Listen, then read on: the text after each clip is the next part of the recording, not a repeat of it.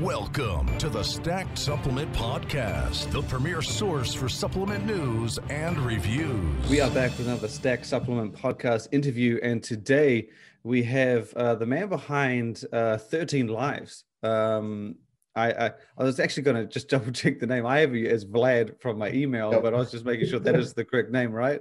No, that's the best way to kind of break it down. The Vladislav, most people don't really say, but just Vlad is fine because I got a long ass last name too. So everyone just calls me Vlad.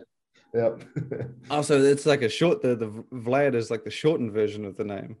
My full name is like in Russian culture we have like a middle name, which is usually what you take from the father, right? So Yeah. Alexandrovich Galushkov-Afushinsky. So it's a long ass name. So that's why, just like, you ever see that movie Fifth Element? You know, when he's like, what's your name? And she's like, oh, little brother. He's like, okay, Dallas. Dallas. Yeah. No, okay. Oh, I was wondering that.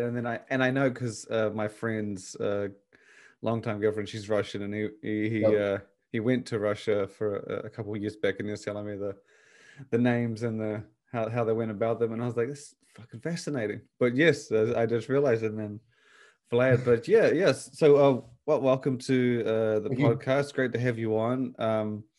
And so obviously people who I guess aren't so familiar with markets outside of the US or even North America, 13 Lives is your brand. It's not all that old, if I remember correctly. It's extremely different. If you've ever seen it on Stack, there's no way in hell you're gonna fucking forget it. I can tell you that right now. It's it just sticks out. And then the name 13 Lives, like if you had called it something like, I don't know, muscle nutrition or like you would have just been like whatever. But the name and then the look, you're just like, that's it. I'm stuck. I'm never gonna forget this for the rest of my life. Thank you. Yeah, we the name 13 Lives and kind of like the history of the brand. We definitely wanted to do something that was a little bit different, and the company basically started. It's my wife and I, and a little bit of a background about us. Like I've been an industry vet for a while now, so I've been in the game for about 12 years, working mainly in Australia. And just slightly touching on the European market too, and that was through distribution. And I've been around a lot of great brands, and I've seen a lot of brands come and go, and I've seen kind of our industry change from like these powerhouse supplements, like your Muscle Techs, your Optimums, your Muscle Farms, like rising, and then going through the different distributors, and seeing then like more small Australian brands start to take prominence. So it's been a very interesting change over the years, and with us at 13 Lives, I really wanted to create something that I'm the type of person, like I feel more than I think, if that makes sense. Like when I see something, I want to do something with my heart more so than my brain.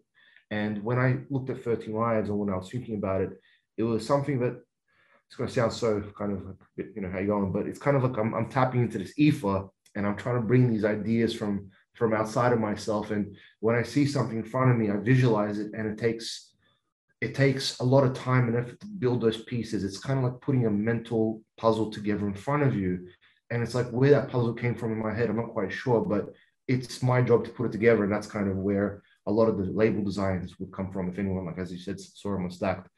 But the name 13 Lives, like, I got asked that a lot in the early days. Vlad, why 13? 13 is a bad number. You're not going to get the Asian market, sort of thing.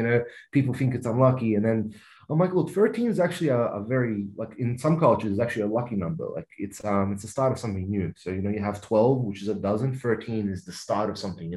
It's kind of the rebirth of a new era, a new time, right? And it kind of ties back into the history of myself, my wife, and our team, where we wanted to be this new generation of people, thinkers that we felt and we created with our heart, sort of thing. We wanted to create something that was different and unique, and that's why 13 for us. We are the start of that new phase, that new generation. Yeah, well, I mean, 13 is a damn lucky number for me because it's my birthday, and obviously, yeah. So it's I never thought of it as an unlucky number. I know that in cultures you have, like, what is it, 4, 6, and 8. I can't remember which one's lucky, which one's unlucky. I know in China those numbers I think it's the seven. yeah, because I used to work at a phone store, and they would always we would always get Chinese people coming in from overseas, and they would request numbers, and they would say, "Oh, can I get so and so 777?" I'm like, "No, no, you You're can't." the third person today, man. You can't do it. But then we would kind of I got in the habit of it, and I would sit there and be like, you know what? Let's see how close we can get to this 6 7s or 7 7s. So we would do like 777, 666, and you get it. Yeah, but either way, yeah. Obviously, I knew there was a meaning behind 13. I knew there had to have been. It was such a, like, if you had said 1 or even like 5, like how they have 5% nutrition, I assumed there was a meaning behind 13. It's one of those odd numbers that it was too odd for you not to have a reason. But yeah, we tend to have like a lot of the stuff we tend to do has a hidden meaning or a story behind it, or like a little nod to some point in our lives, or to something out there. So it's very our labels have a lot of hidden symbolism and meaning behind it. That's true. Yeah. So originally, when I was introduced to 13 Lives, it was a lot more basic than it is now. Not necessarily the formulas, but the labeling, the branding. The name kind of stuck, but the branding was like a lot simpler, obviously. Now, if you see them, this is what I was meaning before. Now, if you see them, they look like I don't know what the word, like steampunk kind of art, and like psychedelic era kind of drawings. Like, and I remember when I saw steampunk, your pre-workout, I thought, man, that kind of fit because of the name. And I thought that was where it was going to end.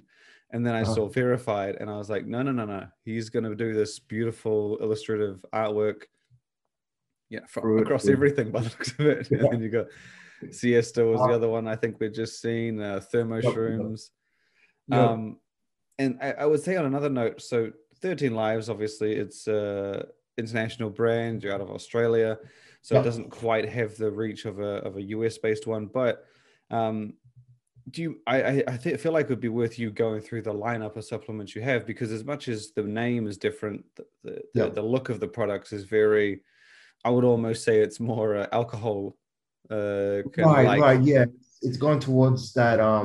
It's first. Yeah, it's a bit different. But I feel like you got to touch on the categories, because the supplements you have are also just as different from the typical amino, pre, and fat burner. That's very true. Now I'll go through them. I guess what we'll do is let's start with our powders first, because I mean, Shane, like we've been talking back and forth now for a while now. As you said, our brand has definitely evolved since its inception. We had a couple of really funky different ideas that we wanted to bring to market, and the first one was, we kind of wanted to go with a bit of a shock value on our fat burner. And our first fat burner was aptly called InstaHurt. And man, when we that's right. So when we released InstaHurt, we knew we were going to cop some flack for that name, because they're like, you can't say that, man. I'm like, you know what? Like, we live in 2021, and we live in a time when people can express themselves without having to really fear the repercussions of society as much as they used to. You know what I mean? And it's funny because, I had actually someone like message us, you can't say InstaHurt, it's derogatory towards women. But I'm like, it's not towards women. It's towards all of us. Like, all of us, we want to be free in what we do. There's no need for us to be like, ashamed of like, all right, look, if I want to be a bit more promiscuous in my life, then so be it. Like, where's the shame in that? Why can't we do it? It's 2021. We have a world now that's kind of waking up to the different lifestyles of the world. So I think what we wanted to do was, we wanted to push and dare a little bit and push the envelope to kind of get people feeling and thinking. And I feel one of the ways to do that is to kind of break outside the norm. And that's why a product like a fat burner, essentially what we're trying to do is we're trying to combine something that's tried and true, like a fat burner, with a little bit more of a left field concept, which is like, the naming of it, or the branding, or whatever it is. And that's the inception of InstaHurt. We started with capsulated ranges because it was easier for us to kind of work with the capsulated ranges at the start and develop our base from there. Our next product was Nailed It, which is which is probably our first unique style product. As you said, they're not just like, it's not just a test booster, you know what I mean? Like when I was looking at Nailed It and the formulation behind it, like my background is psychology, so that's what I study at uni. And one of the big things that I found was the misconception that men and libido are sort of simplistic, in the sense that, you know, all men are always horny, therefore they're very easy to kind of please in that sense. But the truth is, a man's libido is so closely tied to his mental health. Like when a man is, you know, his libido is up, he's, you know, actively sexual, he's happy, he's generally a happier person, he's a more productive member of society. You know, he's smiling in the morning, his training's better, because one big part of his life is sort of being fulfilled. And there are many aspects to that too. So, you know, like for example, the physical aspect, you know, can this particular man, you know, get it up in the morning? Can, you know, does he motivated to? And then on top of that, okay, let's say if he can get it up in the morning, is his mind focused on the task? I mean, you know, for the male listeners out there, I'm sure, you know, you might have been, you know, engaging with you know, in sexual activity, and your mind was not there. You know what I mean? You're kind of in the act, but you're not quite there. And it's really kind of, it's ruining the mood between you and the partner. What I wanted to address was that sensation, and that was the focus aspect, which is kind of why we decided to add nootropics into our test booster, to, at least at the time, you know, on some level, help enhance the connection between mind and act. And that's kind of where we wanted to differentiate ourselves there. So, you know, we added our lion's mane, we added our cordyceps for a little bit of that VO2 max. And then, you know, your test boosting ingredients like your fenugreek, your tonka, and we wanted to create something of a well-rounded, I know wellness is thrown a lot around these days, but it's more of a wellness supplement. But the intent was to sort of hit multiple aspects. So what our supplements tend to do is, I don't want to just have them do the one operating mode thing, like, you know, fat burner. It's more than that. It has to do X, Y, and Z in order for the customer to have I guess, one, more value for money, but also not only tick the physiological boxes, but in some cases tick the psychological boxes.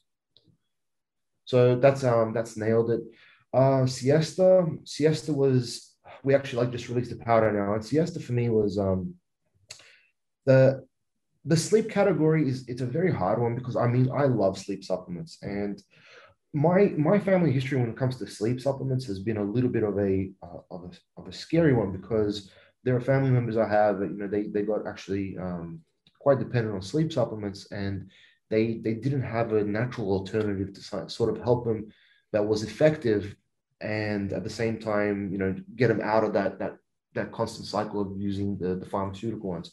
So I wanted to come up with something that was a little bit more natural, that didn't wake up with that groggy feeling in the morning. They didn't have that, you know, that massive lull in, you know, in I guess just awareness when you take the supplement, and then you wake up and you feel kind of like you're almost hungover. I wanted to have something that was, you can use it, you're going to gently go into a sleep, you're going to have your deep REM sleep, but you're going to wake up feeling okay. You're not going to like be sloggy or groggy, and you can get up and do your thing, you know, go about your day without having to, you know, smash caffeine to sort of counteract the first thing. You know what I mean? Yeah. So that's kind of where we're done with Siesta. Now our capsule line then started to move to powders, and that's where things started. That was what I was probably going to ask, because I know Siesta was capsules. Was it capsules first?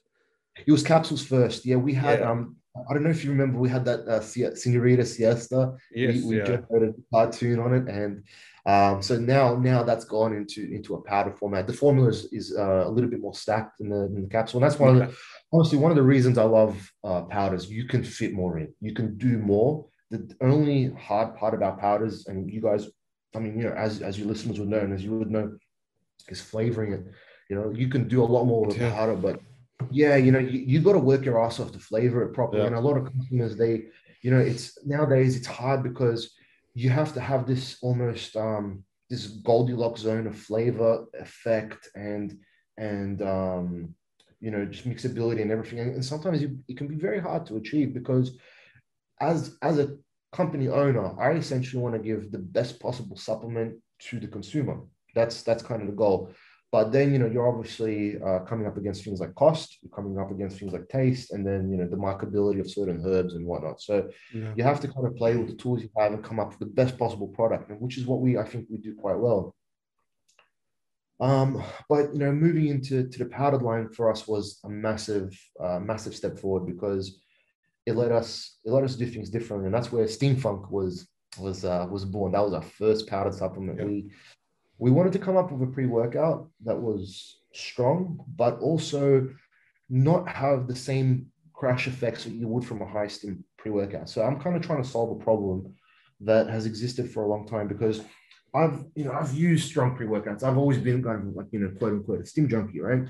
And it kind of goes back to my experiences when I was a lot younger. Like, I would take these strong pre-workouts, and let's say if I was dieting or whatever, I'd be using them quite frequently. And essentially what would happen is they would help me reduce my calorie intake. And then I would sort of end up crashing after a while, because at the time I wasn't dieting properly. So I was reducing my calories, relying on stimulants, and it was kind of this bad sort of cycle I was in.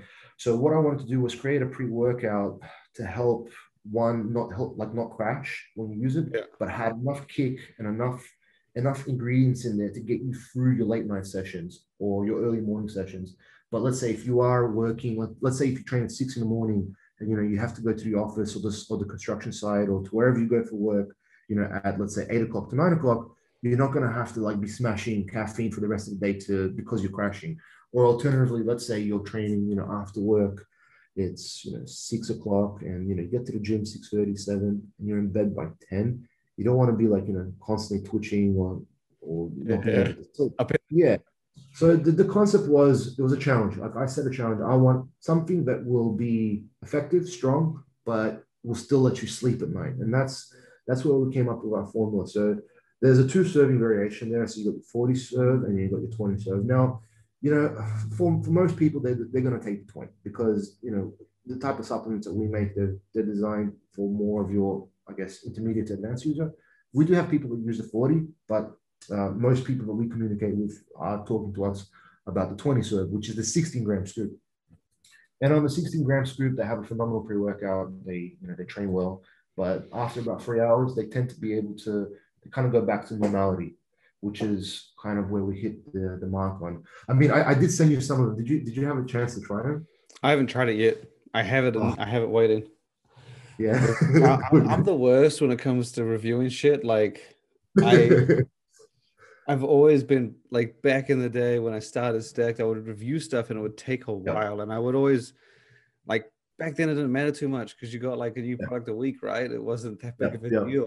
Nowadays they come daily, like 10 times as fast, but I don't speed up how I review them.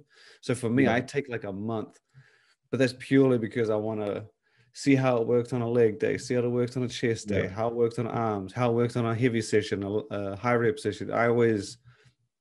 And same, like I like to see things. So I have it. Yeah, I'm gonna try it. I mean, I'm trying not to open that tub, but I'm waiting to try that one. But I do have it. Yeah.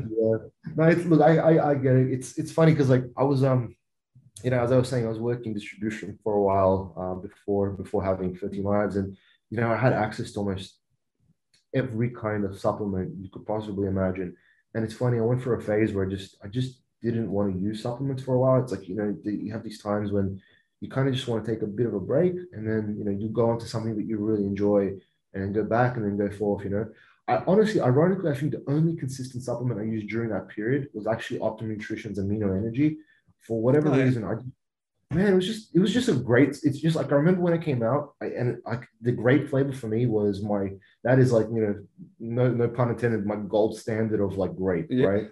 Like that product for me was amazing. So, that's the only one I consistently use, because I'm not much of a coffee drinker. So I'm like, I have 2 scoops of that in the morning, and I'll just keep it going. So, and you get your amino acids and whatnot in there, but but that's kind of going off track. So, that was Steam Funk. That was our first reiteration. And as you remember, the first version of it, we kind of went into those sort of standard white tubs.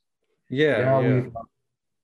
now like our entire range has once again evolved, and We went into these like different style chrome lids with the black jars. They look much better. Like the colors match up a lot more. So, I mean, essentially, we've every time we released a new supplement, every time we've come up with a new idea, we've taken a step forward and evolved.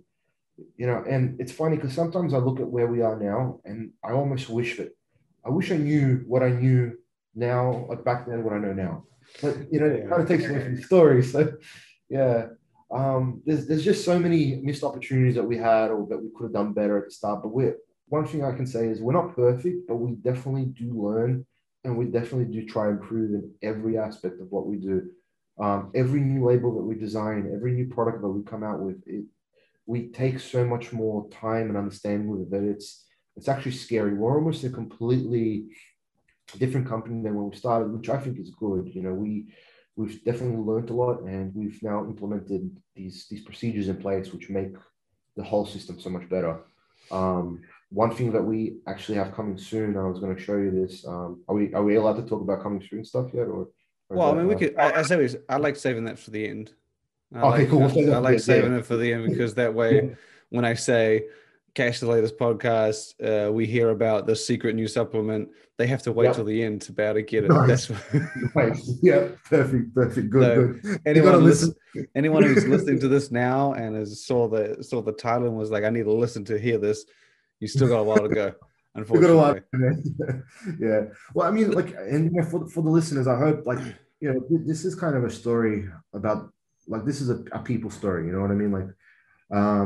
I'll tell us, obviously about the lineup of supplements and kind of why we got to where we got to too. But our next product that we released was in the powdered version was verified, and that was for us a whole new challenge because we essentially decided to put 17 different ingredients into a fat burner and try to get it to flavor, get it to be tasting like candy water. And that was, man, the amount of times I was sending it back to the manufacturers. I'm genuinely surprised one of those fucking parcels didn't have a bomb in there and just blow me up just for the amount of times I was with the look that you had, how you're saying you introduced it on Steam Funk and then you obviously followed through with Verified and all that. Yep. What was it that made you change from those original blank, not blank, but basic labels to the full artwork? Because it's not like there was a middle ground. It's not like you had a 1.5 or a V2 between this. You went straight from that to that. And if people want to just go to the 13 Lines website or even just look it up on a Stacked, and you'll see what I mean. It's a huge leap. Almost as if you're look, we need to save the ink on this first lot of products for the next for what we have in 2021.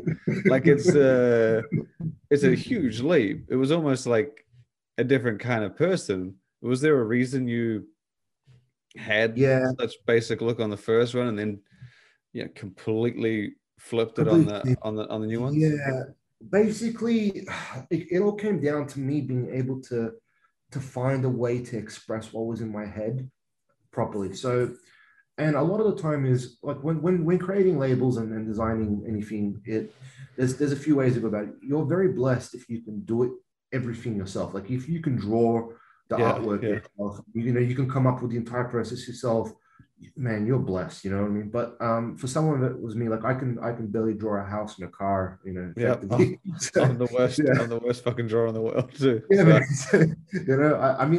I know exactly what I want. And it kind of goes back to what I was saying before. I have that puzzle piece in my head, but what I've realized is I need to find the right people to help me build my puzzle. So what I started doing was I started tracking down different artists and different designers, and I started looking at the type of work they do. Okay.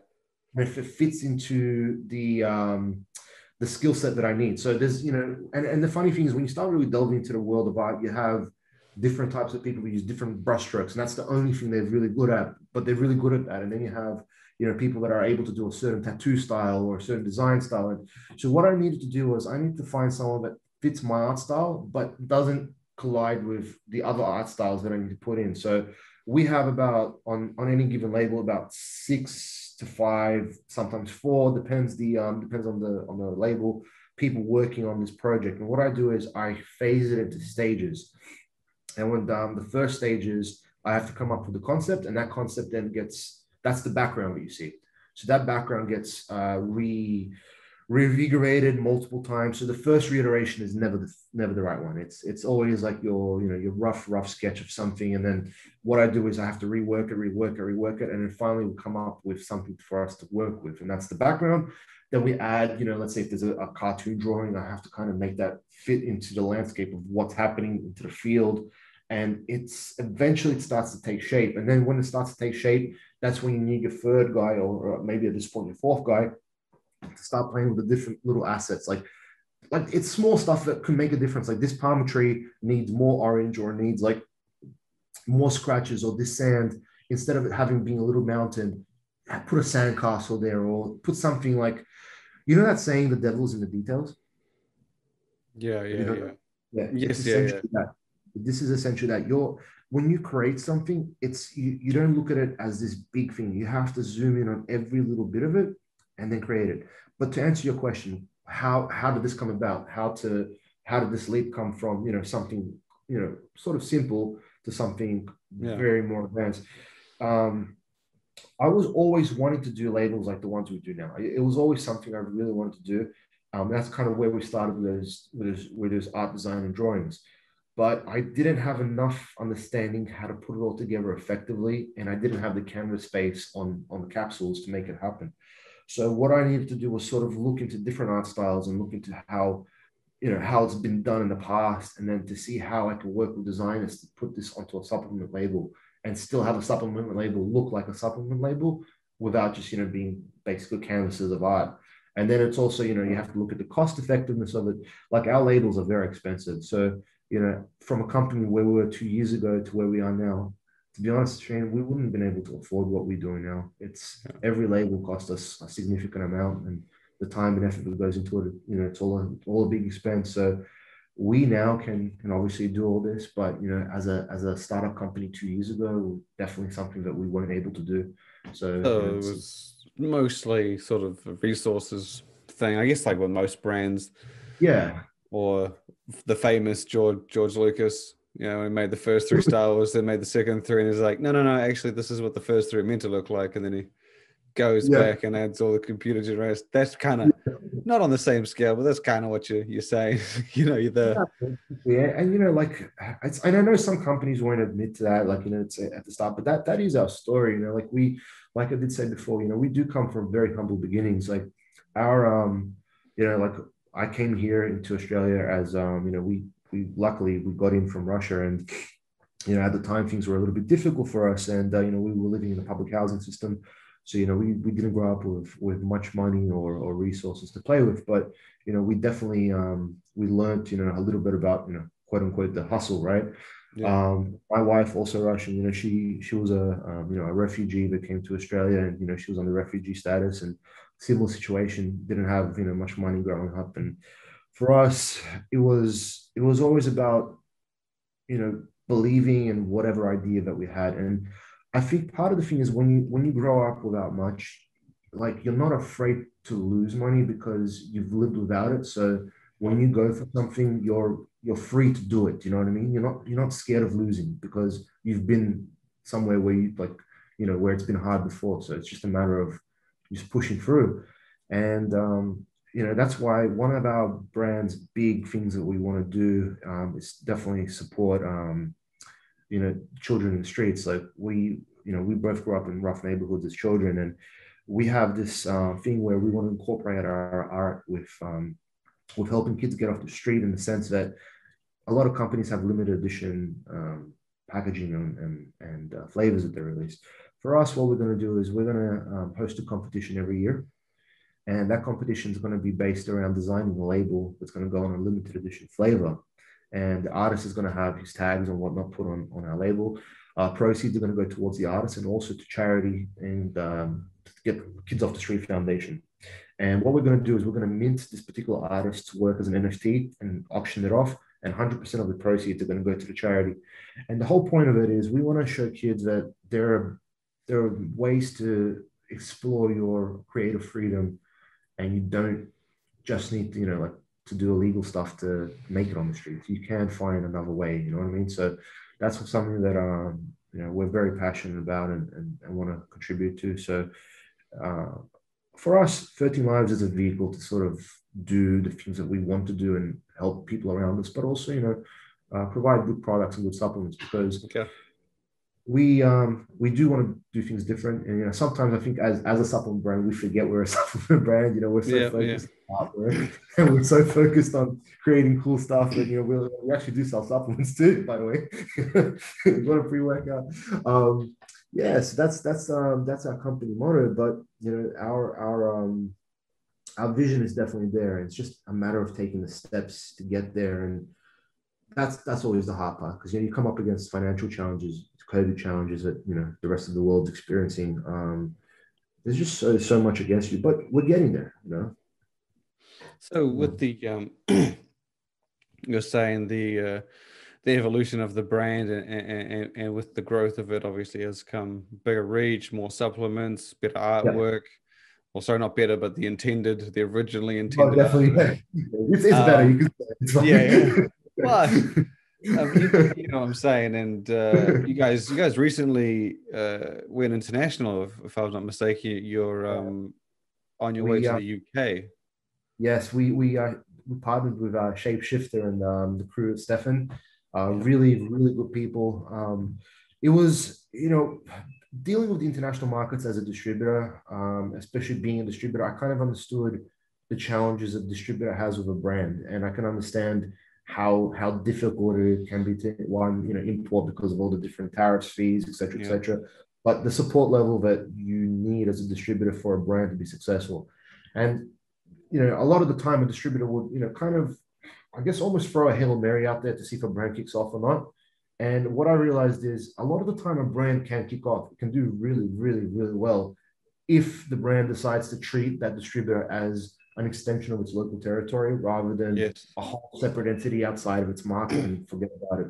And I think that's what we're trying to do there, and grow those guys and support them through sponsored ads and support them through specific marketing and sample support, all the regular stuff a brand would do, and then that extra. So I'd said that to a lot of brands, and they would say things like, how do we get into this country, and how we get. You used to be able to, well, you probably still can now. You could just say, look, I'm so-and-so, pick up the brand, look how well we're doing.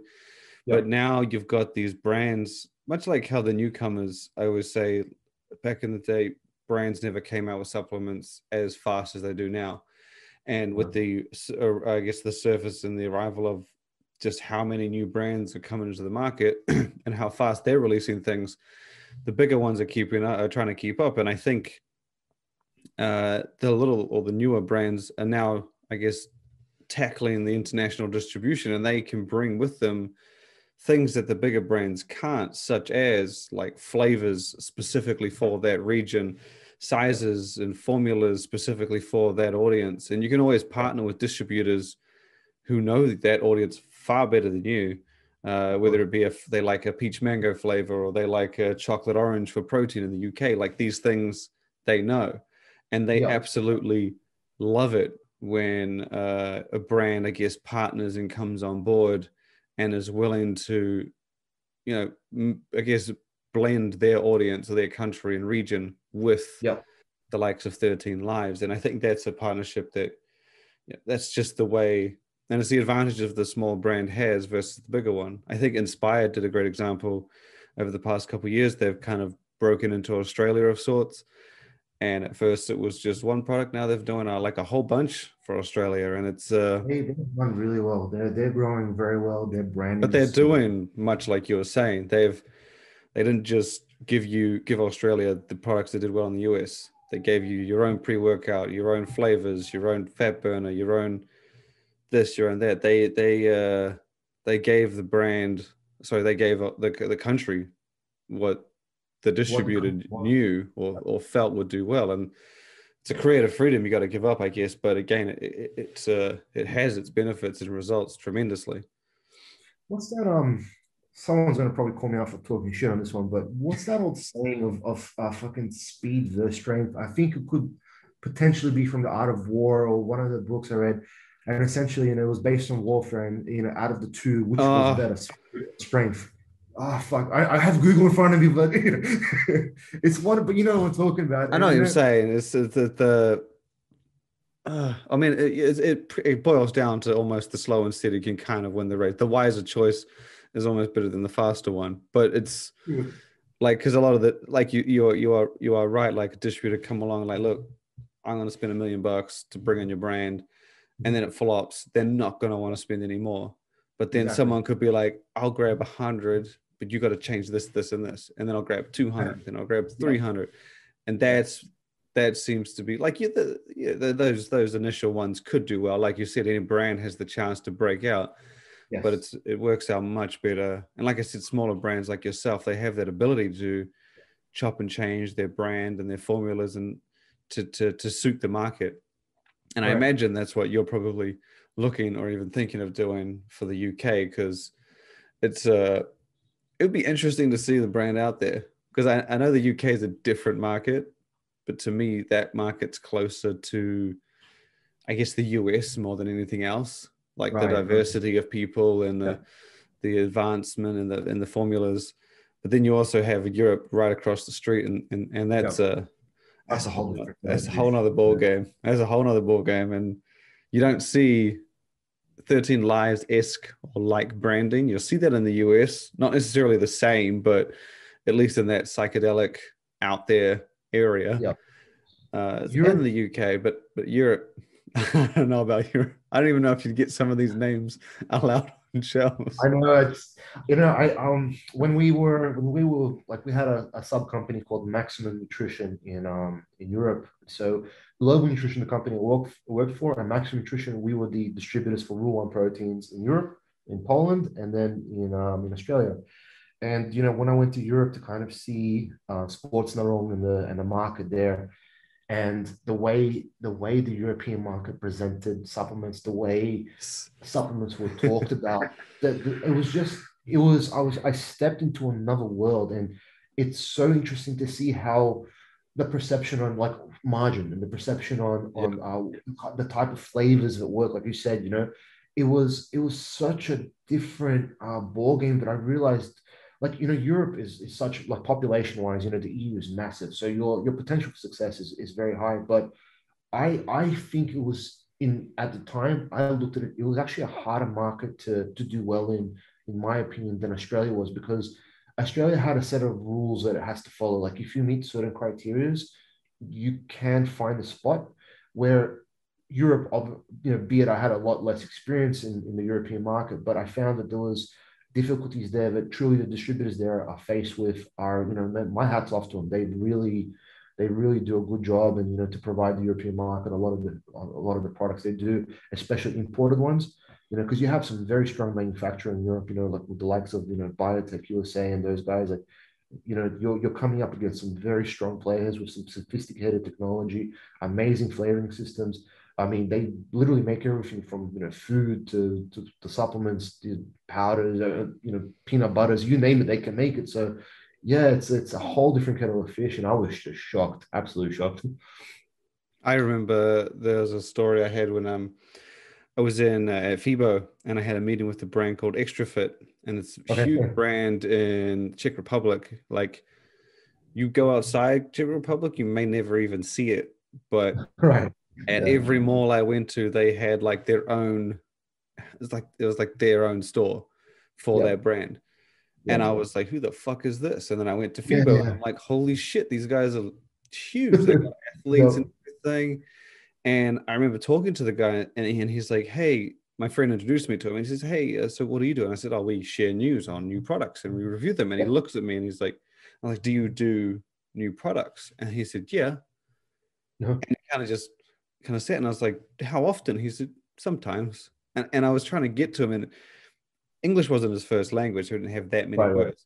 But I eventually came to the conclusion, and if you watch a lot of the European social media, specifically like Eastern European, new products and hype and teasing and like launches aren't necessarily something they give a shit about. They'll just I learned that he was like, "Oh, we just put it out." And then if someone sees it on the shelf and goes, "That's different," it didn't necessarily encourage them to buy it. It doesn't have that impulse buy where in the US you'd be like, a limited edition unicorn Yeah. flavor. Everyone's Yeah. like, I need to grab that. It's numbered. Oh my God, I'll grab 3. But like in Europe, it didn't seem like they cared or their fans cared if it was new or not. They would just say, look, I like this one. Give me that one again. Like that was, and this was one of the biggest brands in the Czech Republic. And he just, obviously me being that being my job was to share news. He obviously didn't see any value. And I was kind of stumped because I was like, and I couldn't tell him, look, it would help your brand, because he clearly did it because he knew his audience. And that's the thing. It changes from country to country, and Europe it's not one country, it's a whole bunch. It's those European distributors that have to deal with the restrictions, let alone the marketing, let alone the lingo and the jargon, and if you can do well there, and you can do extremely well there, then you are pretty fucking well off. In fact, you could do just well in half of Europe, or even a quarter. I mean, we were looking at, I remember with Rule 1, we were just looking at Austria and Germany, and the numbers that we got back just from like, we were amazing. Germany itself, I mean, there's a reason you see a lot of German brands. It's there. And this is me used to Australia, where like you deal the entire country to sort of like to kind of build up the company's obviously average sale per month. And like if someone told me like, no, you don't need to worry about the whole place, you just worry about this one zone, and you're gonna be just fine. I'm like, just that? Are you sure? Yes. Just this one zone. I'm like, wow, it's insane. It's kind of like Grenade, when Grenade sold Grenade, the UK functional brand. UK is not a big place. It's a fraction of Australia in terms of landmass. It's got a big population, but they make I can't remember what he sold for. It was millions, tens of millions, a lot of fucking money. And he just sells protein bars. And it's just, I think people underestimate it, and you forget just how many brands are out there. And it's for that reason, because the market's there. But yeah, you guys have. Sorry, what was that? No, I just want to say, what amazes me? I think, I can't remember who shared it. You just mentioned this too. The sale of a functional food brand, or I think this might be there've been a few, yeah. There's been a few, but the amount these brands are selling for is so high, because, I mean, do you remember when Glanbia bought Optimum? That was before me, I think. I was around for BSN. BSN, yeah, I remember when we acquired BSN. But I think from memory it was about 350 million. See, that's what I thought BSN was. I remember BSN, maybe they were 150. 150? Sounds about right. BSN. I know I remember 350 being thrown around, but back then that was even crazier. Was a lot. But Quest obviously just went for $1 billion. That was wow. It's fucking ridiculous. I'm pretty sure it was $1 billion. That was ridiculous. Wow. Yeah.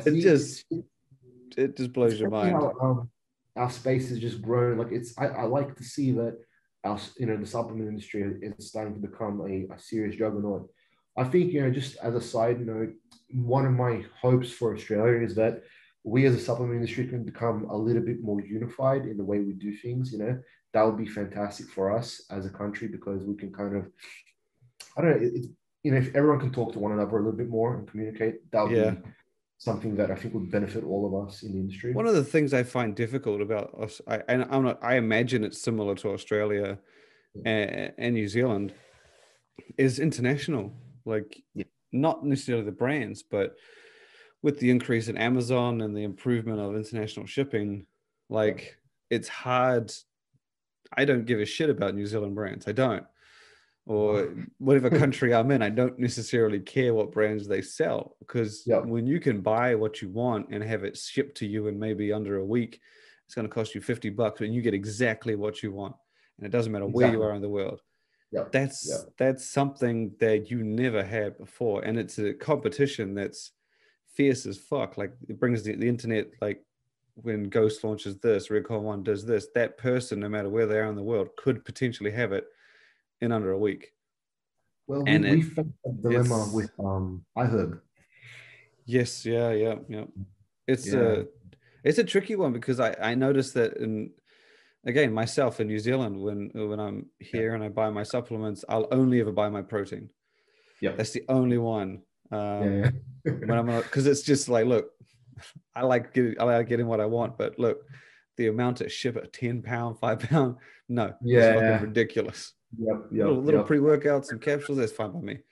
But I have to imagine, like in Australia with 13 lives, like you must, even though they've brought rules in and you can't necessarily import and sell them on shelves, you must feel the competitiveness of pre-workouts when they launch them in the US and all, because I have to imagine that there are people like me that are not necessarily looking at their local shelves. They're looking at, over in America and being like, look, I'm going to bring that in straight away. We've seen it. The direct-to-consumer model is something that is going to become, I'd say, one of the most prevalent models in the next 5 years. So from changing from stores to D2C is one thing that a lot of big brands are started to go for. I've seen that. I mean, I'm no oracle, but that's kind of where I see the shift. I think it's already there. It was 5 years ago that I met Max Effort Muscle, the one, and they were launched direct to consumer. They were the first one that I remember seeing that didn't sell them anywhere, didn't sell their products at anything, and people thought it was weird, and I thought it was weird. Yeah. One after another. And then when you saw Muscle Tech open its online store on its website, that's when you knew. Yeah. When someone like that makes a move, you're like, okay, I should do something. If they're doing it. That's why like we're blessed to be the brand, which is definitely, it helps us be, goes back to that thing like more mobile and being able to adapt to like situation better. I feel that distributors will definitely have to change their business models a little bit to suit the new market. How that change is going to happen, it's going to be up to them, I guess, but it's definitely going to be difficult. But to answer your question, let's say we're talking formula. Let's say someone brings out a US formula that has your combine and I think whatever else is allowed in Australia, America, that's not allowed in Australia. It is difficult to fight that consumer, because if I'm going to the battle of, well, this product is effect-wise stronger than my product, then yes, they will essentially win, because the amount of ingredient they're allowed plus the ingredient composition is completely different to mine. So what we do is we build brand loyalty, and we build our story, and we build our formulas in a way where it goes back to what we spoke about in the beginning, where they do multiple things rather than the one thing. Because what I realized is with our formulas, if we kind of just go down the same road, we will not win, because there's been too many people there that's done it. And for us to win, it's a matter of, okay, we're going to just dump a bunch of marketing dollars, but that's still a road that so many people dead in the street kind of thing. Exactly. So with us, we figured, okay, this is actually a quote someone told me. He's like, look, we realized we're too far behind in the race to catch up. So we decided to try and make our own race. And that's kind of what that philosophy of that saying was, sort of what I wanted to go with our products, where, what, I understand that like a fat burner is still going to be a fat burner, but we wanted to add these little additives. Maybe it's going to give us our own little lane to fight in. Do you know what I mean? So our fat burner is not just a fat burner. It's a glucose disposal agent. It's got, your collagen for your hair, skin, and nails. So it becomes a beauty supplement. You've got 17 ingredients, which will then help with the insulin, then your cravings, and then you also got your energy component. So the story becomes, okay, this is not just a fat burner. You compare it to the American one. This does X, Y, and Z. So this is why you should take it. So it becomes a more valuable option or valid option, as opposed to this is stronger than this, which we will always lose if we're coming up against the American market. Yeah, I think it's I kind of liken it to, like, I'm a big fan of gaming accessories, hardware. Yep. I built out all of my computers back in the day before I became a traveler. But I'm still loyal to Razer gear. And I know some of it's not the best quality, right? But the lights and all that shit, I just remember when I first bought my first Razer mouse, and I got the packaging, and I was like, you know what? Even if I open this and there's a piece of shit attached to a cord, this is worth the $90 I spent, because the packaging, when you picked it up, the matte finish, the window, when you opened up the box, it made it feel like it was worth every dollar you spent. And even though it was a little more expensive than other like gaming mice around that price, like around that kind of quality. Yeah. They made you feel like you got your money's worth before you even touched it. Yeah. And same with when you buy directly from them, they give you emails, they give you cards, they wrap it in the different packaging, they make it feel like you get your money's worth compared to the competition. And all these little things probably cost them a few dollars extra, if that, maybe not even that, maybe $1. And all these little things cost them jack shit. But it can guarantee you that I have not bought another gaming mouse from another brand in the last decade and a half. But that's brand loyalty. That's what you're saying. Like when they can bring you in, they can cover the experience, when they can treat you on all aspects from sight, touch, and then the product comes in. And so long as the product checks out, does what it should do, does everything it needs to, specs are right, you're going to be a fan for life. And I think that's much like what you're saying. Like you have the dosage, you have enough in your products to get the job done. The packaging, I would say, is now on the level it needs to be.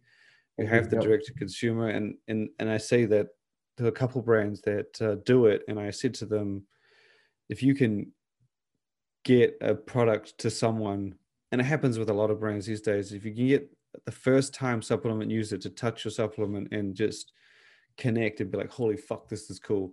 You may, even though there's a lot of brands out there, they may never want to look for anything else because of how cool that was and that experience, and then the effects and the benefits and the results.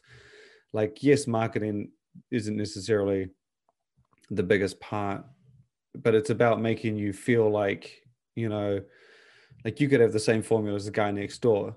And a lot of cases, that's what it is with a lot of these pre-workouts. So you have to maybe do that extra marketing to make the customer feel like appreciated, make it feel connected. And I think that's what you're getting with a lot of brands, newcomers these days, such as yourself. I think Glaxon's another one that's kind of in your ballpark. They kind of, with that packaging aspect and those unique kind of categories, they are similar. And like you say, that you try and give someone something, whether it be an experience, an emotion, a result, two different categories in one product, that they then can't go, where can I go to get this?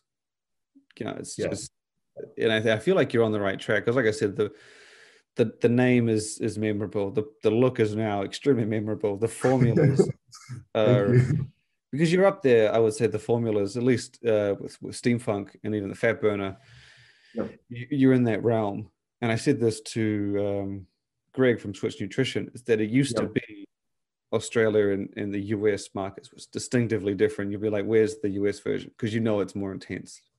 You've very much closed that gap, I feel. Same with the UK. They've closed that gap where it may not have all the same ingredients. Like you can't have the yohimbines and maybe the gray area stems, but you're definitely making up for it where you can. And it's, I think I've noticed it a lot, especially UK, Australia, just how close they've come. Again, there are a few ingredients you can't use between each other, but you know, it's a whole lot fucking closer than it used to be. Yeah, you can fill those gaps in another way or another method. I Yeah, and you know, like you said, Greg from Switch is actually, you know, really like sort of I guess one of those guys that's leading the charge in the industry when it comes to Australia. You know, like he's built such a brand following and such a he's another great example. I feel like he's done it in the sense that he did it with personality. Like he launched his products and it was a very sports nutrition, but he included like a keto supplement and he included a adrenal switch, which is very different at the time. And so if you liked his supplements, and then he goes and does like collagen, and then he did not collagen, he did the greens, and he did the protein switch with a different kind of angle. And he's one of those brands that I feel he's got a personality. And if he attracts you with his first 6, you're going to like everything else he's done. But if you're like a stem junkie and you come across Power Switch, you may not necessarily like anything else he has. But if he gets that right person, they'll love it. They'll be hooked. And but the thing about Greg too, which is unique in the sense of, you know, what a smaller brand can do Greg is one of the few company directors that I've actually seen take flights to like rural country Australia. Oh yeah, dude. I met him yeah, from the distributor he used to work with. right. Oh, free flush. Because I know. I met him at Expo. I met him at Expo. Right, yeah, but Greg, he goes out and he does the hard yards, and I think that's Yeah. the other aspect of building a brand that a lot of people kind of like the consumer will always see the front face, the labels, the formulas, but it's a lot of the time the back of the brand is where a lot of the work is done too, where what the owners or the people behind it are seeing the stores regularly. They're giving the support to the store owners, to the groups, to make sure the managers are excited. And that's the less glamorous part of the job, in the sense of it's not the one that's spoken about the most, Yeah. because that's the one where you got to get up in the morning, you got to put your shoes on, brush your teeth, get your hair done, jump in your car, and you got to fight for your traffic. If you're in Sydney, that is a whole new thing. My back is screwed because of my traffic driving. So, like, you got to see accounts. You got to make sure that you're bringing energy and value to them, and on every single day. You're not just wasting their time. And that part is really the hardest part, because that everyday grind is where the brand progresses. And to Greg's credit, he does it very well. And he's a company director, and he's out there and he's kicking ass. So, and I think the guys that do that are the ones that they're the ones that are gonna sort of survive the winters, if that makes sense. Yeah, he's there's a few guys. I think it's just something that it makes the brand seem and feel more genuine. Like there was we went to the Dubai Muscle Show, I think it was year and a half ago. Yeah. And there's a company in the UK called Applied Nutrition. And I remember I had known Thomas for a while, and he was the guy behind it. And I just remember I'd seen him here and there, and we were at the Dubai Muscle Show, and we went to check out his booth, and we've given him an award. And they said, take it upstairs to Thomas. And we go up there, and this is the guy behind the brand. And Applied is a beast of a company. Yeah. And you go upstairs, and he's got his fucking rubber gloves on, and he's cutting samples of the bar. Yeah. And we walk up there. He's by himself, and he says, "Hey, how you going?" And he like brings us up, and I said to him, "So what the fuck are you doing, man? Like, you're like, there's guys downstairs."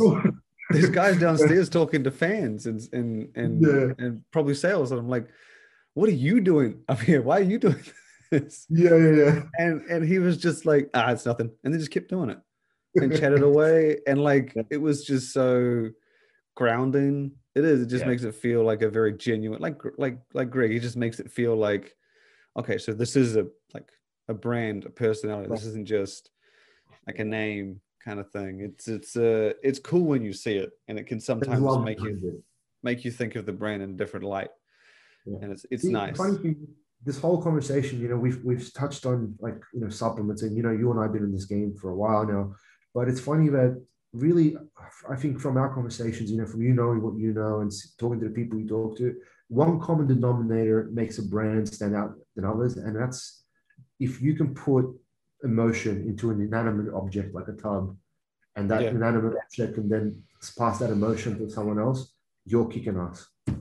Yeah, I mean the formulas. I think we're at a stage now where the industry, like, that didn't used to be said maybe 6-7 years ago, because the formulas could be shit, and no matter how cool you felt, like, they were still shit. Like, now everyone kind of knows. It's like, look, you have to put on some good doses. Like, it just that's entry. That's what you need to do to get in.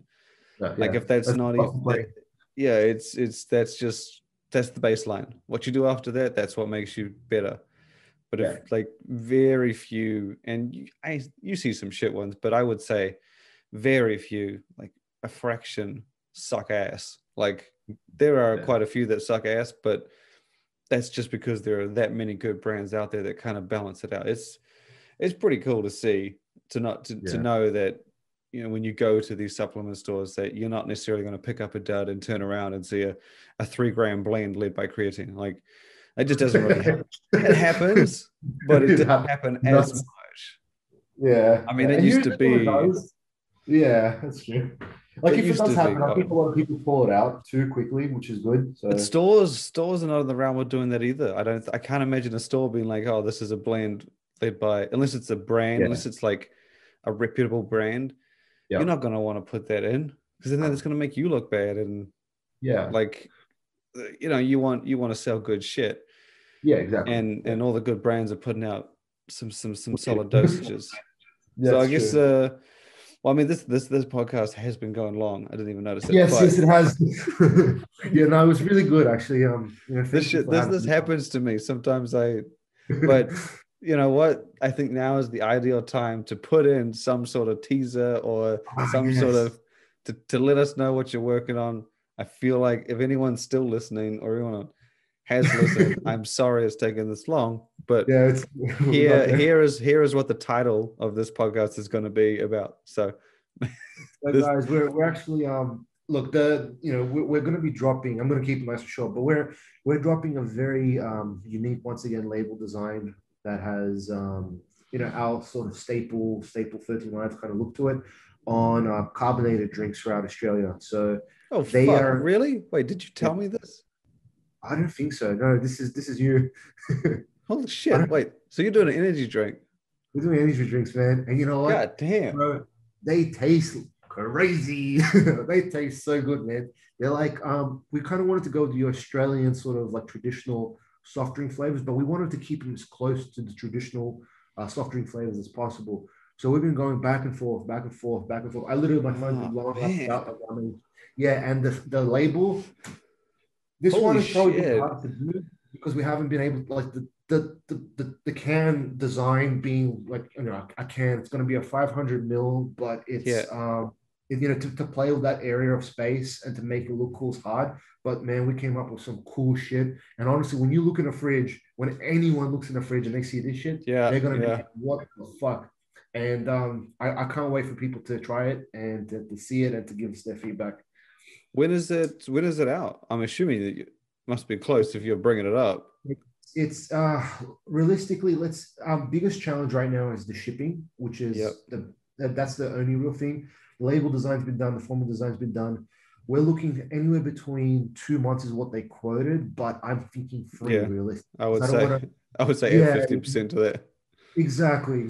So that's why we've been just sort of crossing our T's and dotting our I's, but our 3 months is the realistic turn. If it does come in 2 months, I'll be phenomenally amazed. I'll be absolutely shocked. But shit. Wait, is this are we talking like anytime energy, or we're talking like a pre-workout performance type thing? We decided to keep it completely compliant. So the formula, it's you get 150 calf. So we because Australian laws right now, we can't really go too high. So we wanted to keep it compliant, good dose of taurine, some B vitamins. Like the formula, it's a anytime energy. I mean, it's enough to give you energy. That's enough to give you, it's enough to give you buzz. I didn't want to go down the sort of the blow your head off route because I really don't want to, like, we put so much time and effort into the formulation, as not the actual formula, but the taste, and the flavor we sync with the formula, and then the label design. And with Australia being what it is, we want to make sure we're doing everything 100% by the book. To be honest, I'm more of a fan of an anytime energy drink. Like, same. I want to grab something from the fridge to get me going. I don't mind the performance beverages, but if it's something that you want for your workout, I'm like, there's no way in hell any drink is going to beat a pre-workout. It's never. So I mean, it's if you want it. Exactly. Yeah. Interesting. Can you say how many flavors are there? 4 flavors, and they're all going to be, so the flavors are going to be identical to the steamed funk variety flavors. It's not going to be called steamed funk. It's going to have its own thing. But we found that our customers, they loved our flavor system, so we're like, all right, we're going to keep with that theme. We know what we're doing well, and we're going to be so they're the same as the steam funk ones. So we're going to have mango passion, raspberry, watermelon kiwi, and strawberry kiwi. Oh, interesting. A bit of left of field flavors too. Just an enjoyable, like, one thing for us is we wanted it so you can sip on it without feeling like you've kind of overdone it with the sweetness. It was more of a like you can drink a Coke like almost free, like not that you should or whatever it is, but you could have a few a day without feeling like you're sick of the flavor. So the concept was have something that's enjoyable consistently. That's the problem I find with energy drinks, is that I want to keep drinking them because they taste good. Yeah. Yeah. It sounds dumb, I know but what you mean. it's because they have that chemical taste, and you Yeah. can't get that in a soft drink. And I know it No. sounds dumb, but Monster Ultra needs to do a caffeine free. Just give me that without it's. But yeah, I see what you mean. So I'm excited to try that thing. God damn, I didn't even know that was coming. Yeah. Huh. Oh, and the last interesting part about it, they're going to come in cases of 24 instead of 12. Oh, European style. Yeah. I always find it weird that people like, I'd be like, oh, it's in Europe, it's like 30 euros a case. And like, that's expensive. Like, hold on. They put 24 in those bitches, man. Yeah. They put a shitload in there. And it is double the 12. And then sometimes they sell them at 48s. I'm like, Jesus. But, oh, well, I think that, to be honest, I actually think that is well worth listening to this entire podcast for. I'm very surprised. I'm excited to see that one. Yeah, but I can't wait to see the renders and the actual product. Man, oh, I want to see. I don't know what I'm more excited for: the taste or the look. Huh? Oh man, it's yeah. When you see the renders, you'll be like, how'd you fit all this in? I don't feel like the renders will do it justice. Like my renders never give it justice. I've been told this a lot. They're like, Vlad, it's because it's too detailed. It's too detailed in it. When your eyes can capture the contrast and the lines of artwork up close, it's much different than seeing it flat on a screen without it kind of the 3D effect on it. Yeah, I get that. Well, thanks for coming on. It was great chatting with you. You too. And yeah, I'm looking forward to the product and when it comes out. Awesome. Thank you so much, Shane. Have a good one, brother. Take care.